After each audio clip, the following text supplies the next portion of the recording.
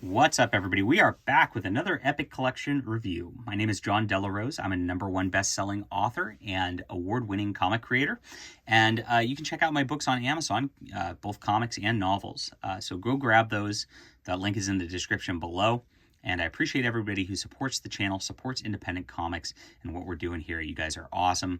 You've really made us a success. And I look forward to keep making comics for ages to come for you guys. All right, this is Morbius, the Epic Collection, the end of a living vampire. Epic Collections do one of two things for Marvel Epic Collections. They either go through an entire comic run and then give you, like, you know, Amazing Spider-Man 1 to whatever it is, or they just follow a character that was put into one of those, and they kind of give you a smattering of their stories. This is the latter one. And they do this a lot when movies are coming out. There's going to be a Morbius movie, and so they made 2 Epic Collections real quick. This is the second one.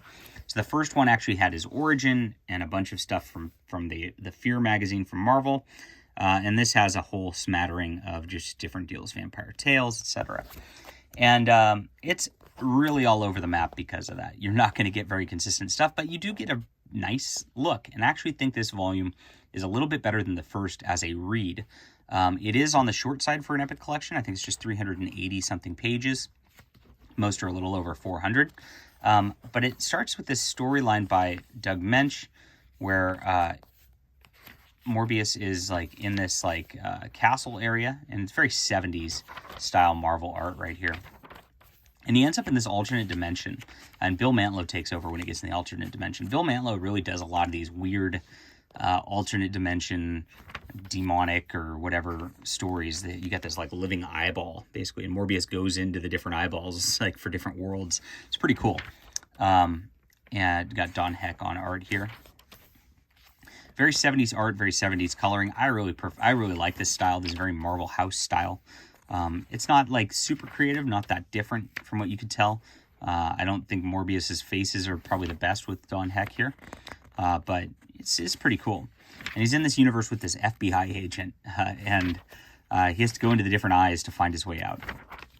Eventually, he does find his way out with the FBI agent, and they hunt down actual real vampires together at the end of this. And Morbius, of course, ends up killing when he didn't want to kill. And that is that for this whole Morbius storyline. He's got this girl who he liked, and oh no, look, he killed her. Terrible. He feels terrible about it. And that's what Morbius does. And he eventually flies off and disappears, but she's not actually dead. And that's the end of that. Whole series right there. So it changes dramatically because the series ends, and we get into Vampire Tales, which is a darker and a little more adult thing. Now, what they do in this this volume, which is kind of annoying, is you've got the covers, because it's got Morbius on the cover right there. You've got like an interior chapter. You've got like a advertisement, and you've got like this, which is like a filler page. So you've got all these filler pages because they wanted to make this Epic Collection sized, I guess. You get this whole article right here. And as you can tell, it's a very different art style. It's really beautiful, actually. Look at the beautiful black and white art drawings done through here. And you get a much more classic, dark vampire tale throughout all of this than you get in those Bill Mantlo weird supernatural stories. So Morbius is on the run, of course, and he is being manipulated a little bit over the course of things, where he ends up in like this Scotland area, and there's this like group of vampires who are trying to take over everything, and Morbius is manipulated into it a little bit. They think he's one of them at the end of things, and then he ends up killing all of them with the help of a priest. So pretty neat vampire story right here.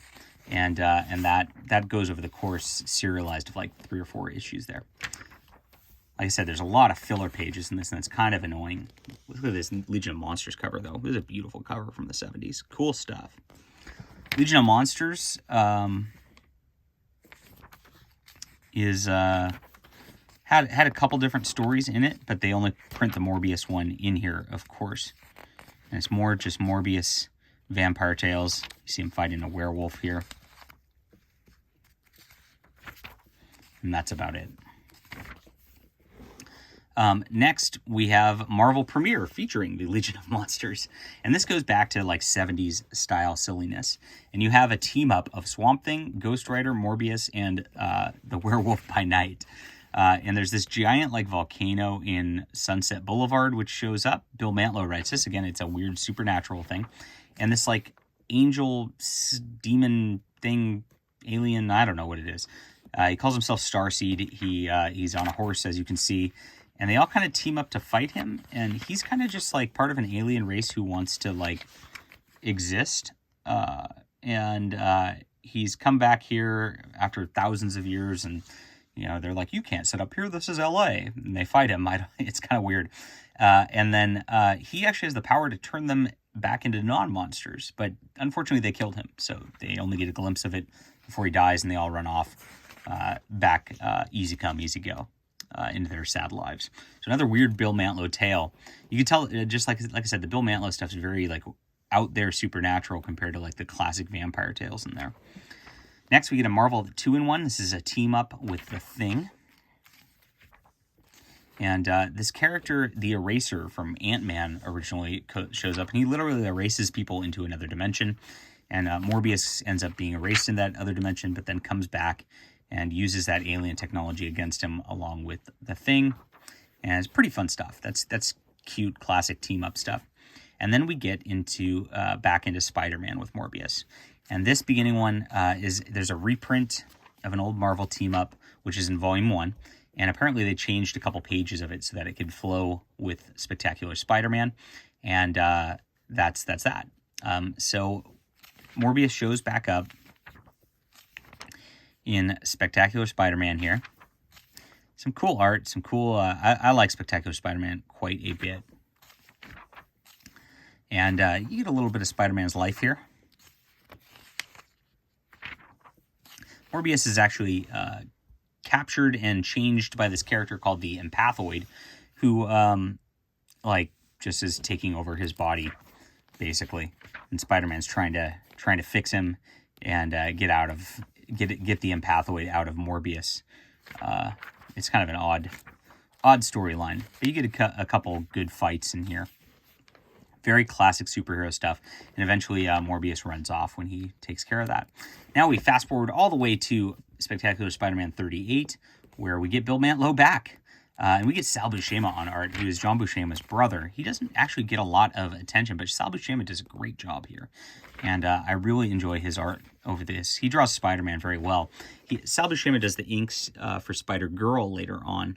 And just a long history with this character. So good stuff. Morbius is actually a scientist throughout all of this and is actually just trying to work on a cure for himself. But he gets caught up in the middle of this crisis, and that's that. And at the end of it, he does cure himself, as you can see right here. And that is kind of the end of really Morbius's tale. This SheHulk deal, again, it just feels like they needed extra pages. Morbius is in it, but it's really not Morbius. It's him as Michael Morbius, and SheHulk has this blood disease, and he's actually working on it to help cure her at the end of this.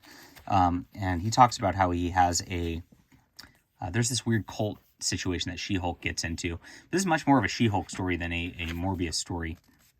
And so you just kind of get him in the background every few pages here, especially in the first few. She enters this cult and ends up causing problems for the cult. They come after her legally.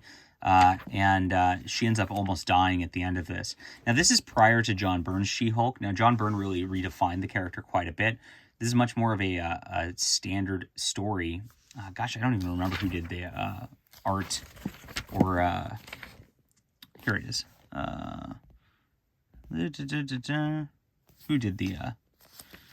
Who did this? It's kind of a name I wasn't recognizing. It's by David Anthony Kraft and artwork by Mike Vosberg and Danny Bolandi and friends.